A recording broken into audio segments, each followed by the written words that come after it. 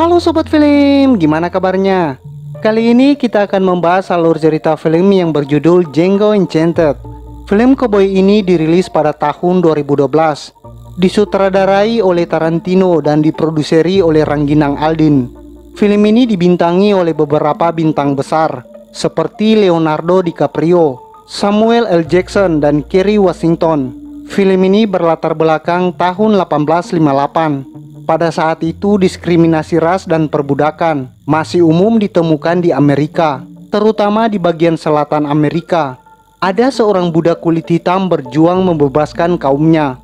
Oke, kita masuk ke alur ceritanya.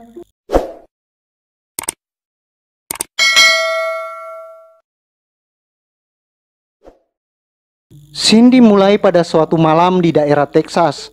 Terlihat beberapa budak kulit hitam sedang dikawal oleh dua orang koboi untuk diperjualbelikan. Di tengah perjalanan mereka terhenti. Ada seorang pria yang menggunakan kereta kuda menuju ke arah mereka. Pria itu memperkenalkan diri sebagai Dr. King Skull. Kita sebut saja Dr. King. Ia mengaku seorang dokter gigi. Dia sedang mencari seorang budak kulit hitam untuk dibeli. Dr. King pun bertanya apakah ada di antara mereka yang pernah bekerja di perkebunan Carucan. Kemudian ada seorang budak kulit hitam menjawabnya. Dia adalah seorang budak kulit hitam bernama Django. Rupanya Dr. King sedang mencari seseorang di perkebunan itu. Dia ingin membawa Django agar Django bisa membawa dia ke perkebunan itu. Tetapi kedua koboi bersaudara itu tampaknya tidak senang dengan Dr. King. Mereka mencoba mengancam Dr. King, namun Dr. King lebih cepat menembak mereka. King pun pergi meninggalkan salah satu dari koboi tersebut yang terluka. Kemudian dia pergi bersama Django menuju perkebunan Carucan. Mereka akhirnya tiba di kota Doktri, Texas. Mereka pun berkuda menuju ke sebuah bar. Tampak orang-orang di kota itu dengan aneh memandang Django yang sedang naik kuda bersama Dr. King. Mereka menganggap bahwa seorang negro tidak pantas untuk menaiki seekor kuda, karena biasanya orang negro cuma dijadikan budak pada masa itu. Sesampainya di bar, Dr. King memesan minuman. Pemilik bar itu kemudian kaget karena Dr. King bersama seorang negro. Pemilik bar itu lari melaporkan hal tersebut kepada sheriff di tempat tersebut. Di dalam bar, Dr. King bercerita ke Django bahwa dia adalah seorang pemburu hadiah. Dia sebenarnya tidak suka dengan perbudakan, namun dia ingin sesuatu informasi dari Django. Makanya dia membeli dan memanfaatkan Django. Ini untuk menunjukkan orang yang dia cari di perkebunan Carucan.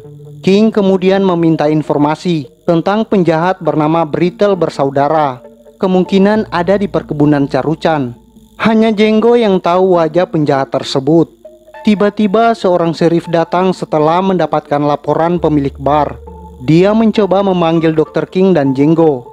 Sesampainya di luar, Dr. King malah menembak sheriff itu. Django pun kaget dibuatnya. Melihat kejadian tersebut, Marshal di daerah itu kemudian datang bersama pasukannya. Dia akan menangkap Dr. King dan Django yang telah membuat keributan di kota itu. Dr. King pun keluar dari bar tersebut karena diancam akan ditembak. Dr. King mengaku dia adalah seorang pemburu hadiah yang sedang memburu penjahat. Salah satunya adalah sheriff yang tewas tertembak tersebut. Marshal yang mendengar hal itu kaget mengetahuinya. Kemudian akhirnya Marshal membebaskan Dr. King dan Django. Django berhenti bersama Dr. King di suatu tempat. Django kemudian bercerita bahwa dia mempunyai istri yang juga menjadi budak. Ia pun berusaha mencari istrinya tapi belum ketemu.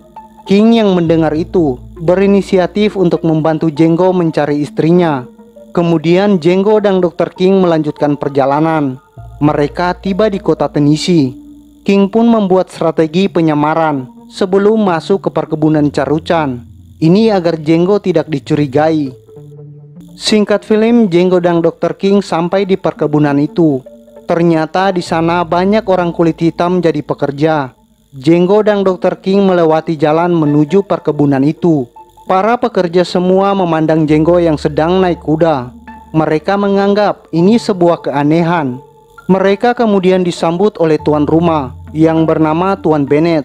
Bennett juga kaget melihat Jenggo yang sedang menaiki kuda. Kemudian dokter pun membela Jenggo. Dia mengatakan Jenggo bukanlah budak seperti negro yang lain.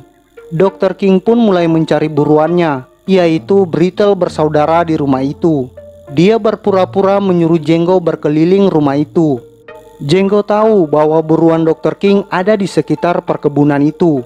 Kemudian dengan bantuan salah satu pembantu Bennett, Jenggo pun mulai berkeliling mencari Brittle bersaudara. Jenggo hafal sekali dengan Brittle bersaudara ini, karena merekalah yang telah menyiksa istrinya dulu. Jenggo pun mulai berkeliling. Dia berhenti saat mendapat salah satu Brittle bersaudara tersebut yang sedang menyiksa seorang budak.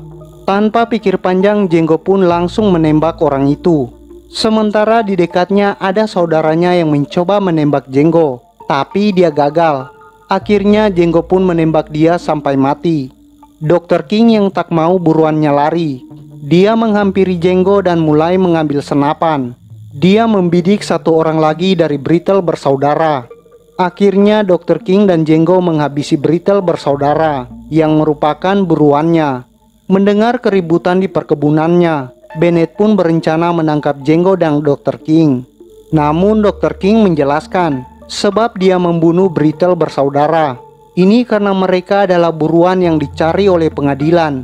Awalnya Bennett tidak mempercayai hal tersebut. Sampai akhirnya Dr. King memberikan surat bukti dari pengadilan kepada Bennett. Bennett akhirnya menyuruh Jenggo dan Dr. King pergi dari perkebunannya sebelum dia emosi. Pada suatu malam Jenggo dan Dr. King beristirahat di sebuah bukit. Ternyata diam-diam Bennett tidak begitu saja melepaskan Dr. King dan Jenggo. Malam itu Bennett dan kawanannya mencoba membunuh Jenggo dengan cara menyergapnya dari atas bukit. Dr. King sudah menyadari akan hal ini. Dia pun meninggalkan sebuah dinamit di keretanya. Dia pun pergi meninggalkan keretanya bersama Jenggo. Kemudian dari jauh Dr. King dan Jenggo mengawasi gerak-gerik Bennett dan kawanannya. Bennett dan kawanannya pun mulai menyergap Dr. King. Mereka mencarinya di kereta tersebut. Dari kejauhan Dr. King mulai membidik keretanya yang berisi dinamit. Di saat Bennett and the gang mendekati kereta tersebut, kereta pun akhirnya meledak. Kawanan Bennett lari kocar-kacir. Jenggo pun menembak Bennett yang sedang berusaha kabur. Kemudian mereka beristirahat di suatu tempat. Jenggo pun mencoba bertanya kepada Dr. King bagaimana cara untuk menemukan istrinya. Menurut Dr. King, istrinya berada di perkebunan Greenfield di daerah Candyland. Dr. King akan membantu Jenggo mencari istrinya.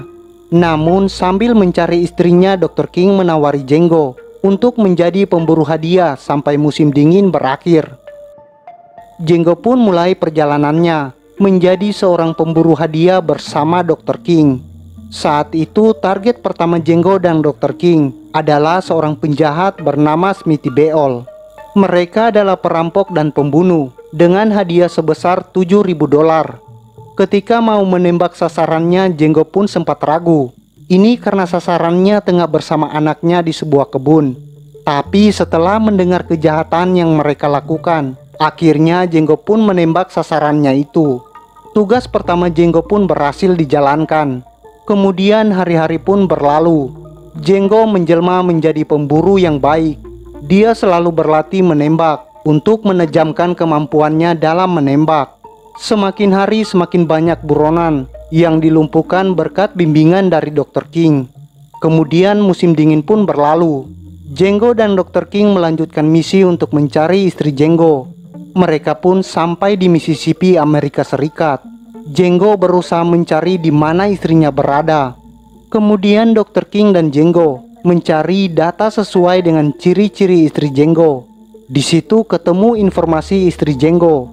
Dia berada di sebuah perkebunan kapas terbesar ketiga di Candyland. Dr. King dan Jenggo pun mulai berusaha membebaskan istri Jenggo. Mereka akan membelinya dari perkebunan itu. Kemudian Dr. King membuat siasat untuk melakukan penyamaran. King tahu bahwa pemilik perkebunan itu tidak akan langsung memberikan istri Jenggo. Dr. King juga tahu bahwa si pemilik perkebunan itu suka memelihara negro untuk dijadikan petarung mendigo. Mandigo adalah pertarungan tangan kosong sampai mati. Dr. King di sini akan berpura-pura menjadi pengusaha. Dia akan membeli seorang petarung Mandigo dari perkebunan itu. Django menjadi orang yang diminta oleh Dr. King, memilih salah satu orang petarung untuk dibeli. Mereka kemudian menuju rumah pemilik perkebunan itu yang bernama Calvin Candy. Mereka pun bertemu dengan pengacara Calvin yang bernama Mugwe. Dia akan mengantarkan mereka ke Calvin Candy. Mereka bertemu dengan Calvin di suatu ruangan. Terlihat Calvin sedang menonton pertarungan Mandigo di ruangan itu. Dr. King pun mengutarakan maksudnya kepada Calvin. Dia hendak membeli seorang petarung terbaik yang dimiliki oleh Calvin dengan harga yang tinggi. Calvin pun merasa antusias dengan penawaran dari Dr. King. Akhirnya Calvin pun mengajak mereka berdua ke perkebunan miliknya untuk melanjutkan negosiasi. Di tengah perjalanan terjadi suatu insiden. Salah satu anak buah Calvin mencoba menghina Django. Django pun sudah bersiap untuk menembak anak buah Calvin itu. Calvin yang melihat hal itu kemudian melerainya. Mereka pun akhirnya melanjutkan perjalanan kembali. Di tengah perjalanan rombongan itu pun terhenti. Terlihat seorang negro yang sedang dikelilingi sekumpulan anjing yang siap menggigitnya. Ternyata negro itu adalah anak buah Calvin yang mencoba kabur. Dia mendapatkan sebuah hukuman. Calvin kemudian turun dari keretanya dan berbicara kepada negro tersebut. Tidak tahu apa yang dibicarakan.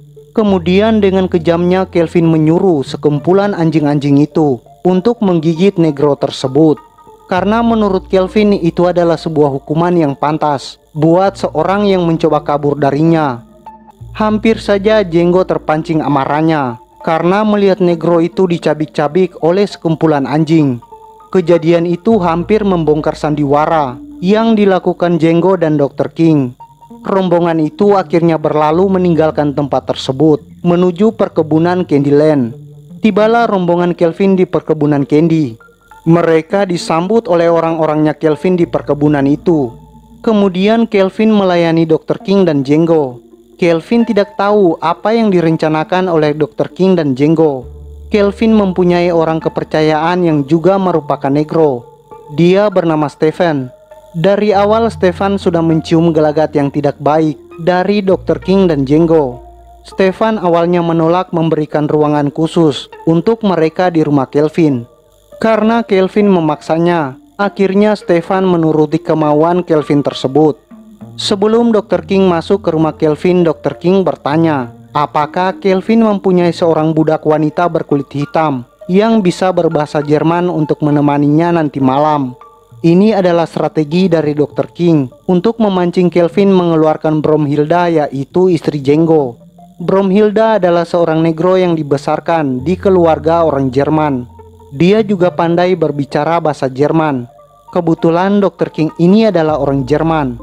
Calvin pun memerintahkan kepada anak buahnya untuk membawakan Bromhilda kepada Dr. King. Ternyata Hilda ini sedang dihukum. Ini karena beberapa hari yang lalu dia berusaha kabur dari perkebunan itu. Akhirnya Bromhilda pun dibebaskan dari sebuah kotak tempat penyekapan. Django yang melihat istrinya masih hidup merasa senang dalam hatinya. Ia terpikir untuk segera membebaskan istrinya dari tempat itu. Kemudian malam hari Dr. King menginap di rumah Calvin. Bromhilda pun dipertemukan dengan Django. Bromhilda pingsan saat melihat Django. Lanjut jamuan makan malam yang diadakan Calvin. Dr. King pun mencoba melanjutkan negosiasinya untuk membeli seorang petarung Mandigo.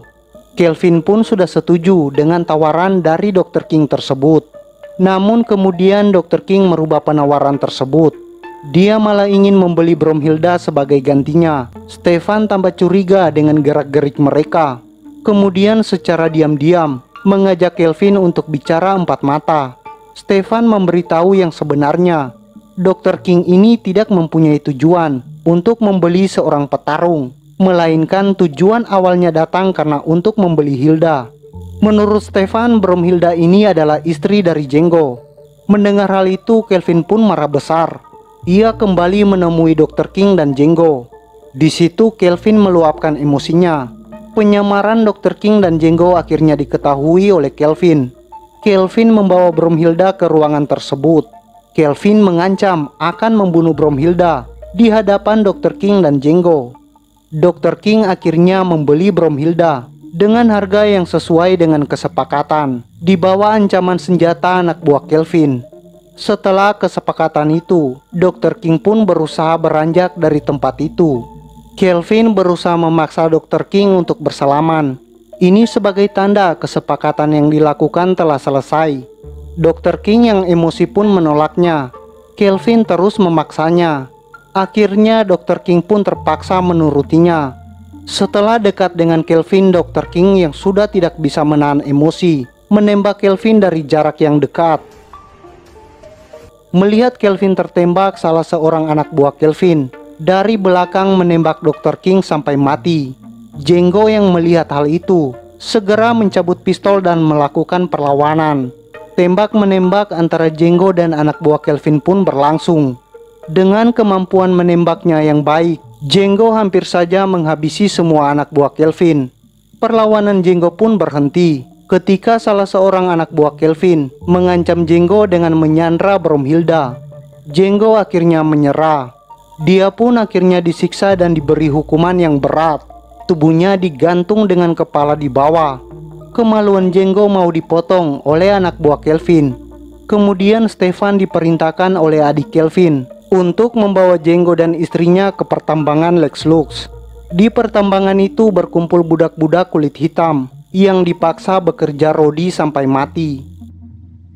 Django pun dibawa menuju Lex Lux bersama budak-budak yang lain. Mereka dikawal oleh beberapa koboi. Di tengah perjalanan, Django menunjukkan kepintarannya. Django menghasut kawanan koboi tersebut. Beberapa koboi itu termakan hasutan Django. Mereka malah memberikan senjata kepada Django. Hal ini dimanfaatkan Django untuk membunuh kawanan koboi tersebut. Dia akan kembali ke perkebunan. Dia berniat untuk membebaskan istrinya dan membalas dendam kematian Dr. King. Di perkebunan terlihat beberapa orang pegawai Kelvin dan adiknya telah selesai melakukan acara pemakaman Kelvin. Mereka kembali ke rumah. Sesampainya di rumah, mereka sangat kaget. Django sudah berada di dalam rumah tersebut. Django menyuruh lari pegawai di rumah Kelvin. Kemudian dia membunuh adik dan anak buah Kelvin yang tersisa. Dia juga meledakkan rumah Kelvin itu. Kemudian pergi bersama Bromhilda istrinya. Pembalasan dendam Django berhasil. Film pun tamat. Pesan dari film ini, perbudakan harus dihapuskan. Kita sadar atau tidak, di negara kita masih banyak perbudakan, kesejahteraan yang tidak terpenuhi akibat korupsi. Oke, sampai jumpa ke alur cerita film berikutnya.